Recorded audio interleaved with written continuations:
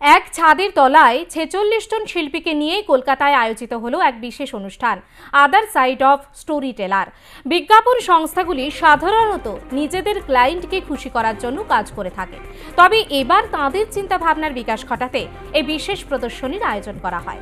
চিকিৎসক, অধ্যাপক, লেখক, চিত্রশিল্পী, ফটোগ্রাফার প্রত্যেকেই এই প্রদর্শনীতে নিজেদের কাজ ও চিন্তাভাবনাকে তুলে ধরার সুযোগ করে দেওয়া হয়েছে। আগামী ২৩শে সেপ্টেম্বর পর্যন্ত চলবে এই প্রদর্শনী।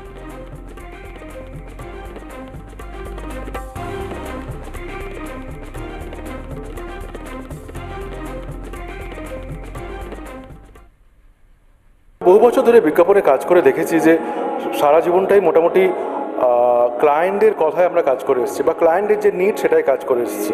বাট আমাদের নিজস্ব অনেক চিন্তাভাবনা থাকে যেগুলো প্রকাশ করার কোনো উপায় থাকে না। সেইটার জন্যই আমরা ভেবেছিলাম যে কীভাবে অন্য কিছু করা যায়। এই অন্য কিছু করার ভাবনা থেকে এই কাহন। আমরা রোজ ক্লায়েন্টদের জন্য গল্প বলি, বাট এটা হচ্ছে আদার সাইড অফ স্টোরি টেলার্স। আমরা নিজেরা স্টোরি টেলার্স। আমরা আমাদের যে অন্য গল্প, অন্য আমিটা যে আছে সেইটা এক্সপ্রেস করার জন্য এই এক্সিবিশন।